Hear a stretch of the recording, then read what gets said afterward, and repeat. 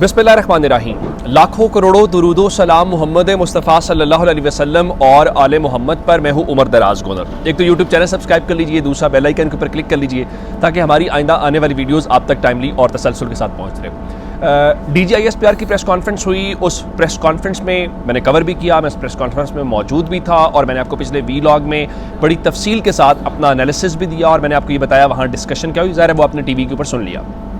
अब आते हैं इस बात के ऊपर कि ज़ाहिर है ये सारी प्रेस कॉन्फ्रेंस जिसमें मंसूर अली खान ने कहा था कि इसमें इमरान खान का नाम मिसिंग है, तो पूरी प्रेस कॉन्फ्रेंस हुई और पूरी प्रेस कॉन्फ्रेंस जो 3:15 बजे शुरू हुई थी, आप टाइम उसका देख लीजिए कि कितना टाइम था। TV के ऊपर अनइंटरप्टेड चलती रही और ज़ाहिर है वो सारी की सारी जो प्रेस कॉन्फ्रेंस है वो इमरान खान से मुतल्लिक़ थी। तो इमरान खान का मतलब पाकिस्तान तहरीक इंसाफ है और अब बज़ाहिर लोग कह रहे हैं कि तहरीक इंसाफ पे पाबंदी लगा दी जाएगी। अच्छा, मेरा उसमें मानना ये है कि तहरीक इंसाफ में पहले कौन सी पाबंदी नहीं लगी हुई, बल्ले का निशान उनके पास नहीं है, एज ए पार्टी वो एक्टिविटी कर नहीं सकते। तो ये सारी की सारी बातें जो हैं वो हम किस तरह से कह सकते हैं कि उसमें कोई ऐसी चीज़ हो जिससे कोई फ़र्क पड़े। अब सवाल ये पैदा होता है कि ये जो सारा अमल है, इस सारे अमल से कितना जो है वो फ़र्क पड़ा है या तहरीक इंसाफ को कितना डर लगा है, ये इंपॉर्टेंट बात है। मैं आपके सामने पाकिस्तान तहरीक इंसाफ का जो रद्द-ए-अमल है वो आपके सामने रखना चाहता हूँ और वो रद्द-ए-अमल जो है वो इस हवाले से उसमें बैरिस्टर गौहर बोले हैं जो पार्टी के चेयरमैन हैं, और उसके बाद जो उनके सलमान अकरम राजा हैं वो बोले हैं। और पार्टी, अगर मैं इस वक्त कहूँ कि आज इस तहरीक इंसाफ का जो ऑफिशियल ट्विटर हैंडल है वो पहले से ज़्यादा एग्रेसिवली और खौफनाक तरीके से, देखिए मैं उस प्रेस कॉन्फ्रेंस में जिसकी मैं बात कर रहा हूँ बहुत गुस्सा था, बहुत सब कुछ था, लेकिन उसके बाद अब होना तो ये चाहिए था। आप कहते हैं कि तहरीक इंसाफ डर गई है, नहीं। तहरीक इंसाफ के हवाले से पहली बात ये है कि कुछ रद्द-ए-अमल आया है लेकिन कुछ रद्द-ए-अमल को रोका गया है। पहली खबर ये आई कि पाकिस्तान तहरीक इंसाफ की जो लीडरशिप है, जिसमें सीनियर लीडरशिप थी, सलमान अकरम राजा साहब थे, असद कैसर और दीगर रहनुमाओं ने एक हंगामी मुलाकात की और उस हंगामी मुलाकात में ये फैसला या ये सोचा गया कि आया इस प्रेस कॉन्फ्रेंस के ऊपर क्या किया जाए, क्या जवाब दिया जाए, क्या रद्द-ए-अमल दिया जाए, तो क्या कोई प्रेस कॉन्फ्रेंस की जाए या प्रेस रिलीज जारी की जाए। तो फैसला ये हुआ कि प्रेस कॉन्फ्रेंस नहीं की जाएगी।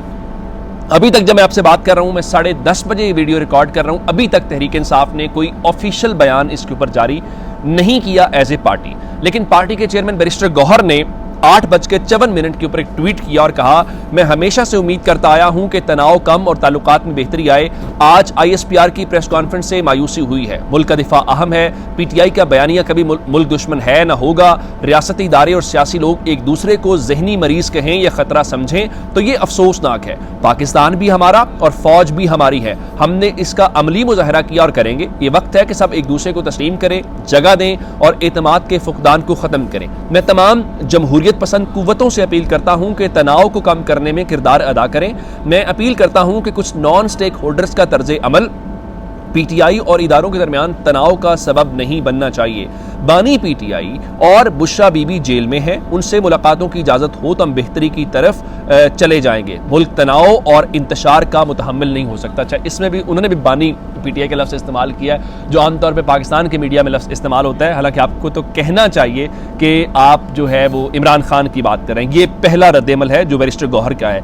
दूसरा रद्द-ए-अमल उनसे थोड़ी ही देर के बाद 9:07 के ऊपर सलमान अकरम राजा कहते हैं कि मुस्तरिब रद्द-ए-अमल सियासी हिकमत अमली नहीं है।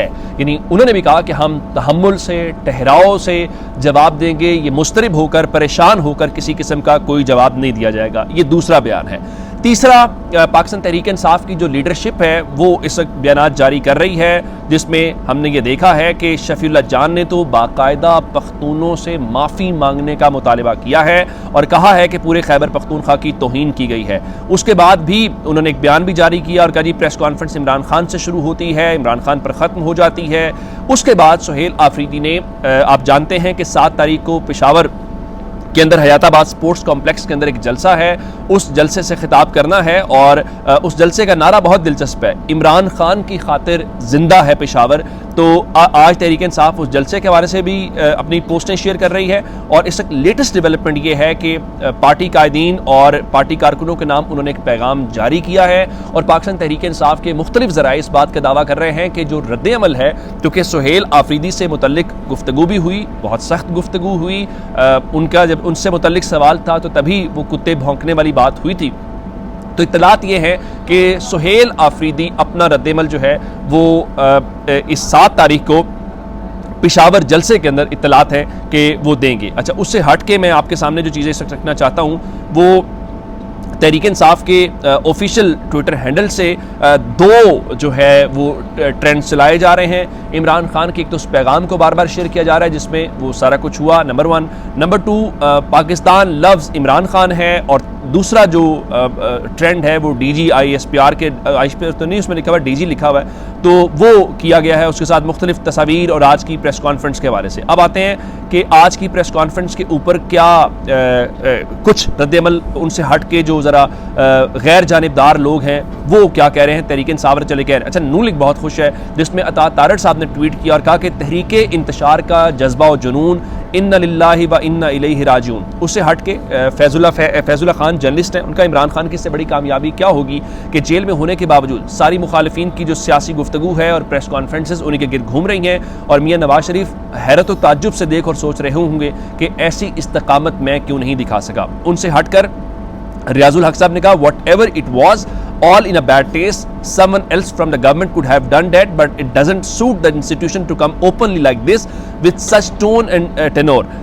Final line, he always wanted to provoke you and got you trapped and dragged to such lows. यानी उनके कहने का मतलब ये है कि मुनासिब नहीं था, हुकूमत का कोई शख्स आता ये कर लेता और इमरान खान आपको हमेशा गुस्सा दिला रहा था, इश्तियाल दिला रहा था और आप उस इश्तियाल में आ गए, ट्रैप हो गए, ये बात हुई। अच्छा, इससे अंदाज़ा होता है कि ज़ाहिर है इस चीज़ को बड़ी बारीकी के साथ देखा जा रहा है, हर बंदा इसको मॉनिटर कर रहा है कि जिस तरह DG ISPR बोले तो तहरीक इंसाफ क्या बोलती है या उस तरफ से रद्दमल। क्योंकि देखें, मैं बार बार एक कह रहा हूँ कि रियासत के पास डंडा ताकत सब, मैं उससे कोई डिनाई नहीं कर रहा। हाँ, लेकिन एक बात ज़रूर की जा सकती है, मैं एक जर्नलिस्ट होने के नाते ये बात कह सकता हूँ कि क्या ग्राउंड पे पॉलिटिकल रियलिटी चेंज हो गई है?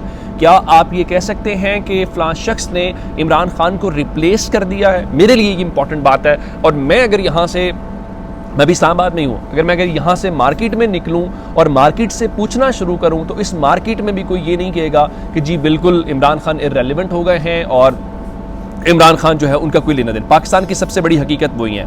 अब हकीकत का अंदाज़ा इस बात से लगाइए कि जब सब चीज़ें हो रही हैं तो आज खैबर पख्तूनख्वा की काबीना ने एक गैर मामूली फ़ैसला किया है।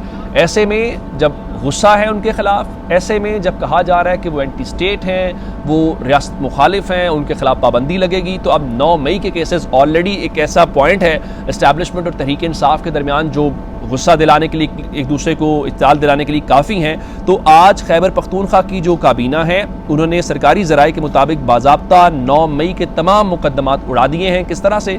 क्योंकि उन्होंने इन मुकदमात को ख़त्म करने की मंजूरी दे दी है और जो 9 मई का वाक़या है उसकी इंक्वायरी के लिए भी बाकायदा कमेटी तश्कील देने की मंजूरी दी है। और बताया गया है कि जो एडवोकेट जनरल ऑफिस है उसने 51 ऐसे मुकदमात जिसके अंदर पाकिस्तान तहरीक इंसाफ की जो क़यादत है और जो कारकुनान हैं वो 9 और 10 मई को मुख्तलिफ जो मुकदमात दर्ज किए गए थे उनमें वो नामजद थे, उन मुकदमात को ख़त्म करने का ऐलान किया है। तो कहने का मतलब ये है कि ये भी तो बुनियादी तौर पर आप इस्टेब्लिशमेंट को ही चैलेंज कर रहे हैं या उनको ही मैसेज कन्वे कर रहे हैं कि चूँकि आप समझते हैं कि 9 मई को रेड लाइन क्रॉस हुई और आज भी हवाला हुआ कि देखिए 9 मई को इमरान खान ने मुल्क की जो फ़ौज है उसके ऊपर हमला करवाया, तो आप जब उन केसेस को ख़त्म करेंगे तो इसका पैगाम क्या जाएगा? उसका पैगाम ये जाएगा कि जनाब देखें आप एक और रेड लाइन क्रॉस कर रहे हैं, देखिए आप एक और इंतशार की तरफ बढ़ रहे हैं, देखिए आप और इश्तियाल दिला रहे हैं। तो कमिंग डेज जो हैं वो टफ तो नहीं, बहुत ज़्यादा टफ दिखाई दे रहे हैं। तो जनाब ये अब तक के अपडेट्स, अपना बहुत सारा ख्याल रखिएगा। खुदा हाफिज़।